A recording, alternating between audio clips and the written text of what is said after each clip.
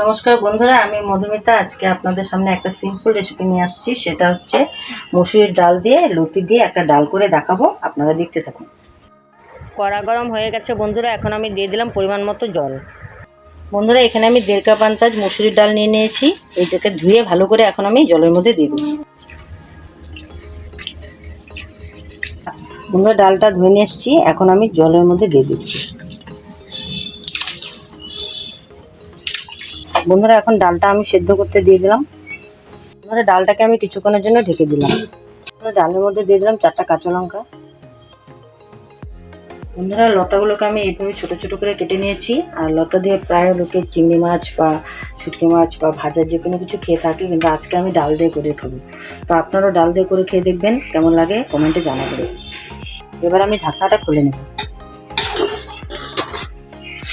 দেখুন বন্ধুরা, ডালটাকে আমি কাটা দেবো না, ডালটাকে আমি আধা সিদ্ধ করে নেব। আধা সিদ্ধ হয়ে গেছে বন্ধুরা, ডাল জাল হয়ে গেছে। এখন আমি ডালের উপর দিয়ে দেবো ধুয়ে রাখা লতিগুলোকে। আপনারা একসময় করে খেয়ে দেখবেন, খুবই ভালো লাগে খেতে, খুব টেস্ট হয়।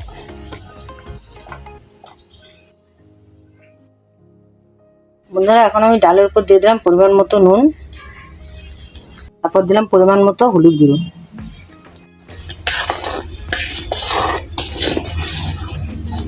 বন্ধুরা, অনেকে ভাবছেন যে এটা রান্না করলে খেতে হলে হয়তো গলা চুল করবে। তেমন কোনো ব্যাপার নেই। এখানে এটা ডালের সাথে সিদ্ধ হয়ে যাবে, আর রসুন দিয়ে সেইভাবে সম্বাস দিলে পরে এটা খেতে দুর্দান্ত লাগবে, আর কোনো গলাও চুলকাবে না। বন্ধুরা, ভালোভাবে জাল হয়ে গেছে, আর একটু সেদ্ধ হবে। আর একটু হলে আমি এটাকে সম্বাস দিয়ে দেবো।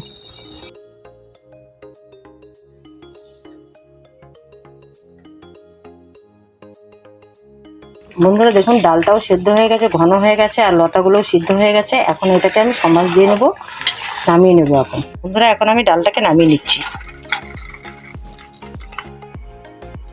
বন্ধুরা, কড়া গরম হয়ে গেছে, এখন আমি দিয়ে দিলাম এখানে সম্বাস দেওয়ার জন্য পরিমাণ মতো তেল। বন্ধুরা, তেল গরম হয়ে গেছে, এখন আমি দিয়ে দিলাম 4টা শুকনো লঙ্কা। এখন আমি দিয়ে দিলাম পেঁয়াজ কুচি, তারপর দিলাম রসুন থেতো। লাল করে ভেজে নেব এটা। বন্ধুরা, এখানে পেঁয়াজ আর রসুনটাকে খুব লাল করে ভেজে নিতে হবে।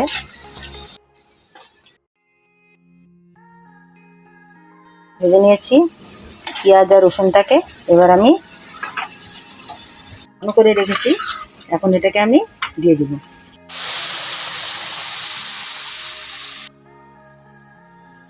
বন্ধুরা, ডাল হয়ে গেছে, লতা দিয়ে ডাল, দেখুন খুব সুন্দর ঘনভাবে হয়ে গেছে। এখন আমি ডালটাকে নামিয়ে নেব। হয়ে গেছে, এখন আমি নামিয়ে নেব। বন্ধুরা, আমার এই সিম্পল রেসিপির লতা দিয়ে ডাল আপনাদের কেমন লাগলো অবশ্যই কমেন্ট করে জানাবেন। আর যদি ভিডিওটা ভালো লেগে থাকে অবশ্যই লাইক, শেয়ার, সাবস্ক্রাইবটা করে দেবেন। পাশে থাকবেন, ভালো থাকবেন, সুস্থ থাকবেন।